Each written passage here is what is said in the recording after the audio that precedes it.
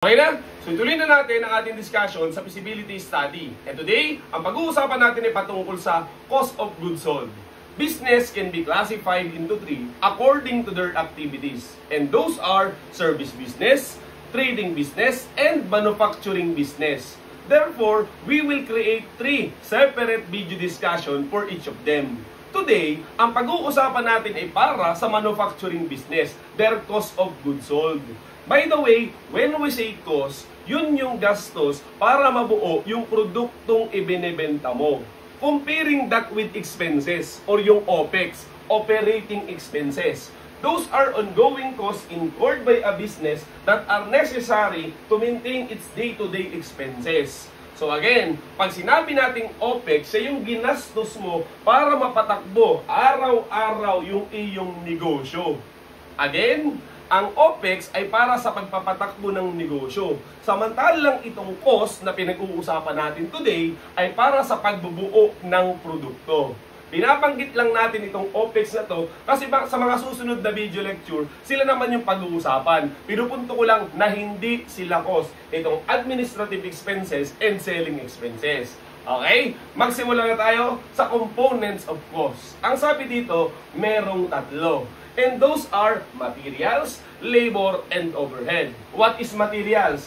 Those are that are consumed during the manufacture of a product and which are directly identified with that product. Alam kong napaka-basic na yan. Yan yung mga materyales na ginawa mo para mabuo yung produkto. Natural may produkto, di ba? Anong ginamit mo? Ano yung mga makikita doon? Malamang yun yung materials. And then we have here labor. It refers to the salaries and wages paid to workers that can be attributed to production of a specific product or services rather than the administration, maintenance, and other support services. Labor meaning pasahod yan. Salaries and wages sa mga tao na naging dahilan bakit nabuo yung mismong produkto. Hindi kasali sa labor na part ng cost yung para sa administration at yung iba pang support services. Kasi nga nabanggit na kanina, sila yung operating expenses. Pero kung yung empleyado mo, sila mismo yung bumuo ng produkto, malamang they are part of the labor. And then the last one is what we call overhead. It is the total cost involved in operating all production activities that cannot be directly traced to a product such as indirect materials, indirect labor, and factory expenses. Meaning, pag binubuo mo yung produkto, meron pang ibang gastos na hindi mo directly makikita o walang direct effect dun sa product. Kasi ang may direct effect ay itong materials, also known as direct materials, at saka yung labor, also known as direct labor. Yung mismong naging dahilan, bakit nabuo yung produkto. Pero meron pang mga ibang dahilan, bakit siya mabubuo. At yun na nga yung tinatawag na overhead. Yung iba pang mga gasto sa factory mo. Yung mga indirect materials at indirect labor na nga na binanggit kanina. Alam ko medyo vague pa o malabo pa ng konti kung ano itong overhead. Magkakaroon naman tayo ng separate video discussion para sa overhead na yan. Gusto ko lang banggitin na tatlo yung component ng cost. Kasi when you compute for the cost of goods sold, pipili ka alin yung kasama sa tatlo. Ayan. Dito naman tayo. Paano ba kinikwenta itong cost of goods sold? Ayan. By the way, dahil ito yung manufacturing business, malamang pipiliin mo silang lahat. Kaya dun sa tatlo na klase ng negosyo, ito yung kinumpleto niya. Ito yung may pinakamahabang statement. Okay? Balikan lang muna natin yung kwento ng manufacturing business. Paano ba ito ino-operate o paano yung kanyang cycle? Di ba normally magsisimula ka, bibili ka ng materials. Yun na nga, yung materials. Tawagin nating raw materials. Okay? Then let's say ang ating produkto ay lamesa. Bibili ka ng kahoy.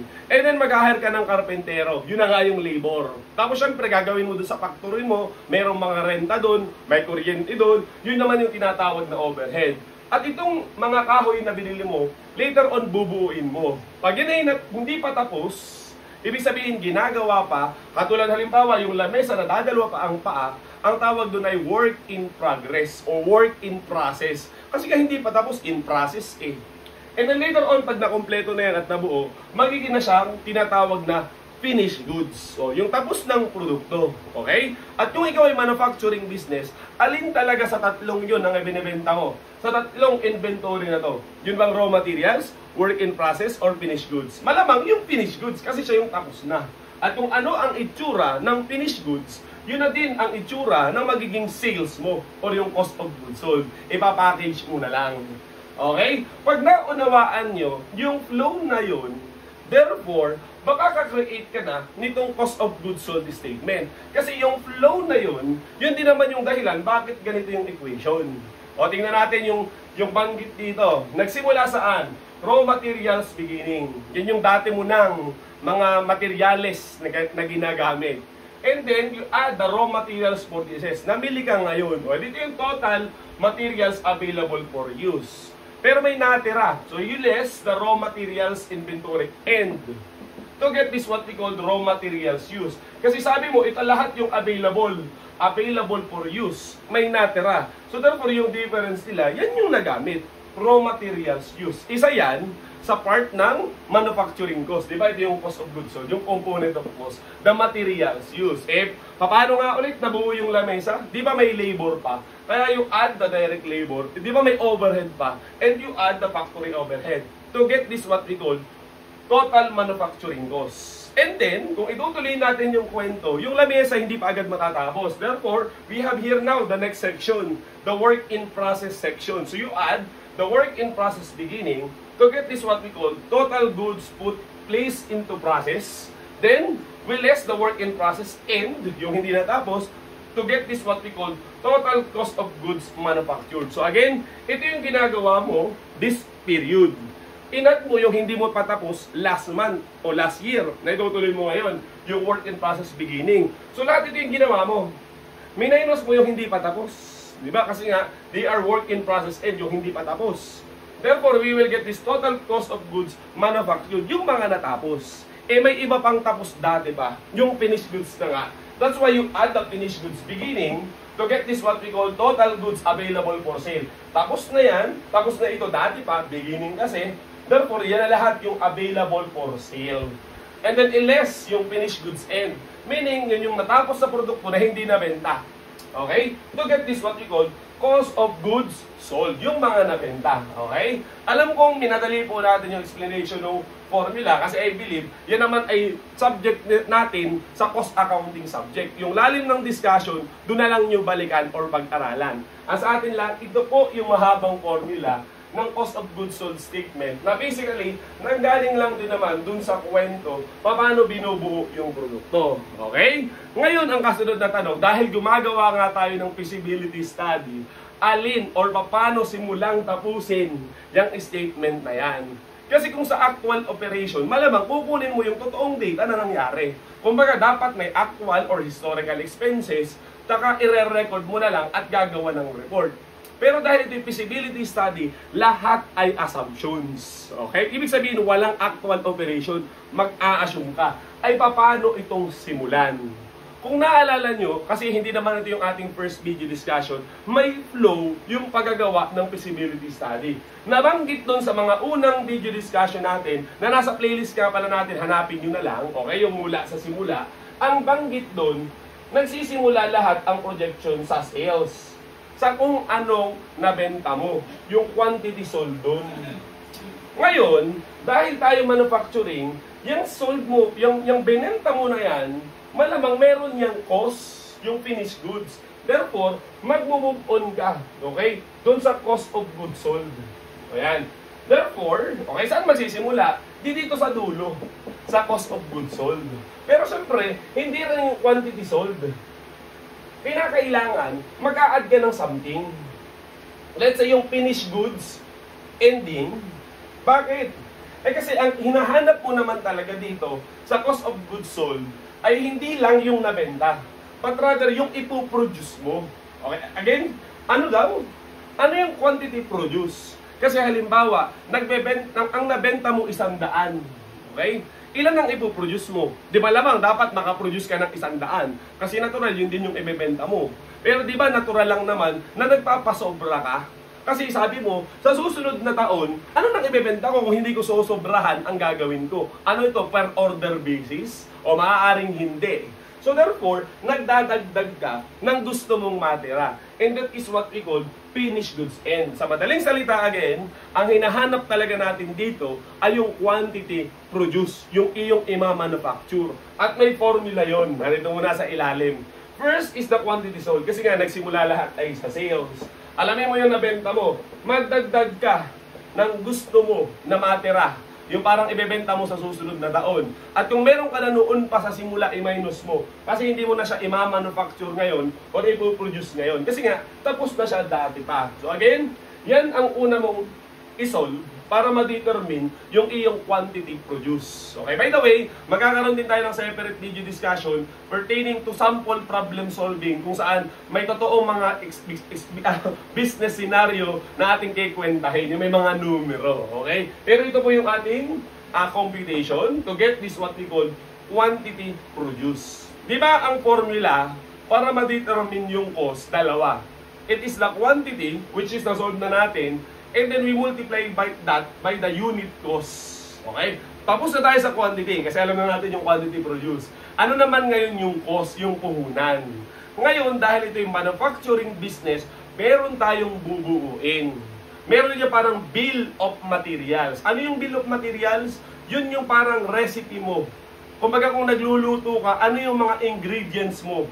Di ba pag nagluluto ka, para ka rin nagmamanufacture? So ang tawag doon ay bill of materials. Kumbaga, okay, para ma-determine yung cost, dahil hindi lamang naman iisa ang dahilan bakit mabubuo yung produkto, kailangan mong ilista lahat ano-ano yung mga kailangan. Okay? Again, dito ka muna sa bill of materials. Ililista natin yung mga items natin kung ano man yan. Bigay tayo ng example, kunwari lamesa. Ano ba yung mga materyales para mabuo ang lamesa? So halimbawa, kailangan natin ng kahoy. Kailangan natin, let's say, ng pintura, o parang ganon. At saka let's say pako, parang ganon. Okay? So therefore, yun yung ating mga items na ilalagay po dyan. And then, ano yung quantity? No? Ngayon, mag-iisip tayo ng per batch production. I mean, pag gagawin mo siya, ilan yung matatapos mo sa isang process? Pwede kasing sa isang process, isang lamesa. Pwedeng 1:1. Pwede rin naman, halimbawa, may mga makina ka o marami kang ginagawa. Isang salang, marami agad yung lumalabas. Okay, kunwari, gagamitin mo agad. Let's say, tinapayan ka, isang sakong harina. Okay, mga ganon. So, let's say, kailangan ko rin ng, let's say, ng pampakulay, o something like that, o ng palaman. So, ang punto, pag pinagsama-sama mo silang lahat, ilan yung lalabas? Ang tawag doon, yun yung production per batch. Yung isang luto, ilan yung produkto? Ilan yung output talaga? Okay? So, ngayon, again, balik na mo tayo. Alamin natin yung mga quantity sa isang luto o sa isang batch production. I-multiply mo yun sa kanilang cost. Let's say, kailangan mo isang sakong harina, magkano yun? Itong cost na to, nung bawat component ng production mo, ay malamang galing na to sa supplier mo. Okay? At kapag minultiply natin sila, makukuha yung total materials per item. Okay? Para sa kahoy, para sa pintura, something like that. Then ito total mo. Para malaman natin yung total material cost per batch dun sa lahat ng luto. Okay? Dun sa lahat ng production mo. Para makwenta natin yung cost per unit, yung para sa isang item lang, ang tanong, nung ginastusan mo ng ganitong amount, ilan ang lumabas? Kung yan ay 1:1, divided by 1. Pero kung halimbawa, ganito ang ginastos ko, pero 10 ang lumabas, kasi yun yung per batch, I have to divide it by 10. To get this what we call material cost per unit na. Kasi nga, pang 10 ito, dinivide ko sa 10, ito yung para sa isa. Okay? E di ba nakwenta na natin yung quantity produced kanina? So again, ano ulit yung formula? We have to get the quantity produced, multiply it by the cost. Na yung cost nga ay galing sa iba-ibang materials. So that's why we have this what we call material cost per unit, yung combined na. Okay, kasi yung iba kasi mga manufacturing business, hindi kaya yung 1:1. Kaya therefore may formulang ganyan. Yung galing sa batch production. Okay? Again, kung nakuha mo na yung material cost per unit, alam mo na yung mapoproduce mo, then you multiply. You will now determine this what we call raw materials use. Okay? Sa madaling salita pala, okay? Ayan. Dito, sa equation na to, ang isa sa unang na-solve ay itong raw materials use. Ito po, ayan. So, C is schedule. Yung iba, mamaya, papaliwanag din natin. Okay? Raw materials use. Now, let's move on. Materials lang ba ang kailangan mo sa production? We have the labor and then we have the overhead. So you have to add them. Ang banggit dito, lalagyan din natin ng separate video discussion yung para sa payroll at saka para sa overhead. Isisingit na lang natin dito. Pero yung punto lang natin, para mabuo yung ganyang karaming produkto, yung quantity produce mo, okay? Magkanong labor cost ang ginastos mo? Ilang tao ang kinailangan mo? Yan yung direct labor na mapapalagay dito. At ganun din, para ma-produce ito, yung quantity na yan, magkanong overhead ang ginastos mo? Yan naman ang ilalagay dito sa equation na to.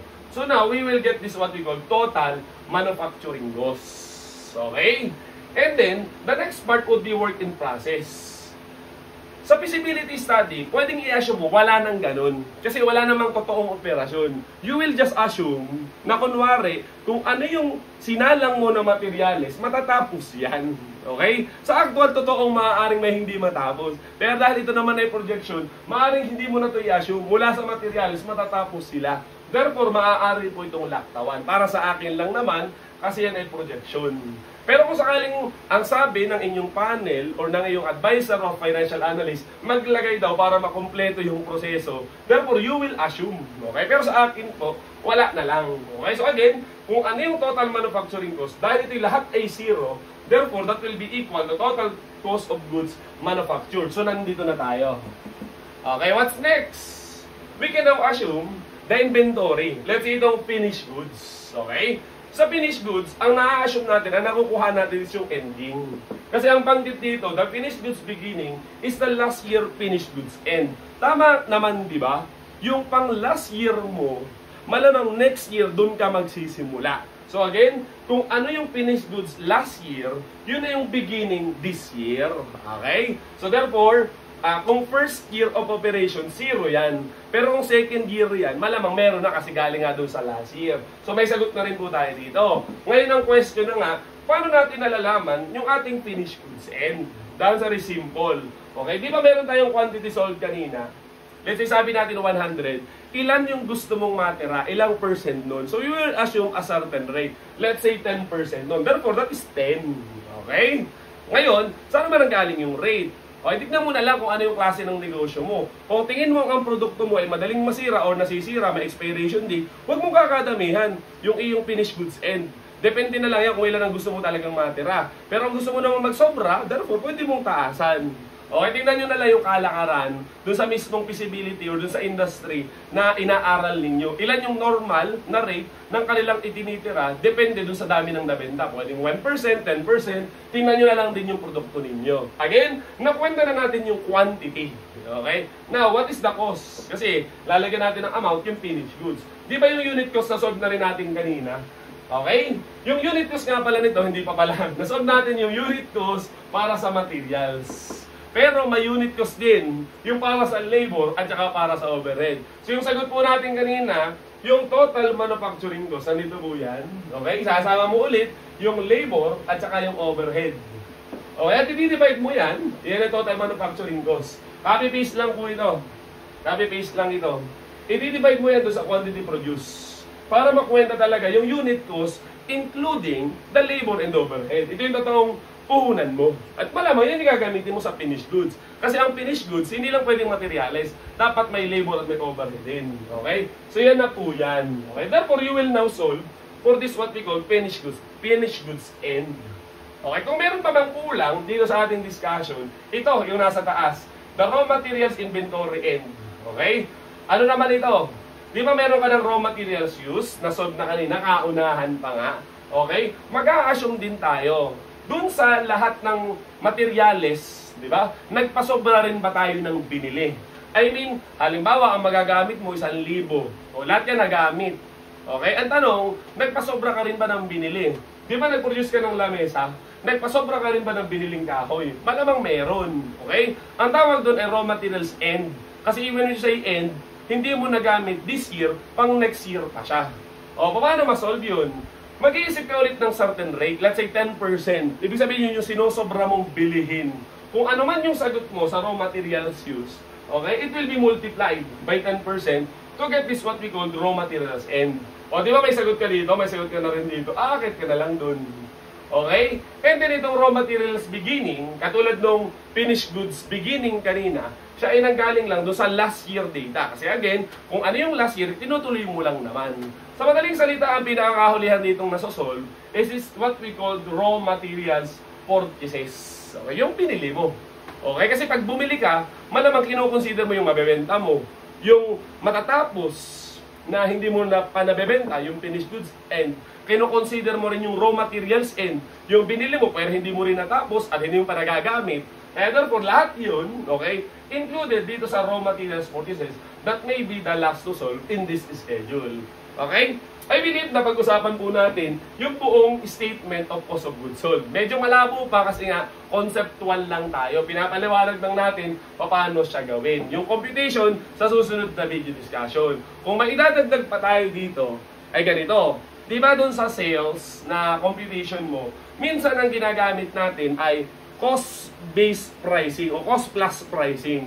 Eh what is cost, by the way? Kung sakali na manufacturing, o nabanggit na kanina, this is the unit cost. Total ng component of cost, the materials, labor, and overhead. Okay? Nakwenta mo yung unit cost. Then, you will add your desired markup. So, therefore, you add your markup. Let's say 20%, 30%, 25%, and then you will get now this what we call the unit selling price. So, ngayon, kapag cost plus pricing ang ginagamit mo na method, okay, hindi mo agad matatapos ang sales mo, makikwenta mo yung quantity sold kasi galing yun sa market study. Pero hindi mo pa nakikwenta yung sales mo. Yung sales mo, malalaman, matapos mong masolve yung iyong unit cost, add your markup. This is applicable in all three business activities. Kahit sa trading business, applicable din yan. Alamin mo yung purchase price mo, mag-add ka ng markup. Kaya din sa service business minsan. Kung sakaling, again, ang ginagamit po natin ay cost plus pricing. Nandyan yung equation. Okay? So, yan. I believe. O, tapos na po tayo. Kung meron lang ulit highlight, dapat, okay, alamin ang quantity produced. Ito lang po. At saka yung iyong bill of material. So, pag nag-feasibility study ka, dapat alam mo paano buuin yung produkto mo. Kahit yung isang set, okay? Hindi na mahalaga kung 1:1, 1:100. I mean, alamin mo yung talagang buong process mo na maaaring dahil sa machine. Kasi at the end, kung ano man yung batch na yan, o kahit 1:1, ang kinikwenta naman talaga natin is yung material cost per unit. Dinidivide naman natin kasi. Okay? At kung gusto mo mas maliwanagan sa cost of goods sold, okay? Meron po tayong mga problem solving patungkol dyan. Nandito, maaari nyo mapanood. So yun lamang at maraming salamat.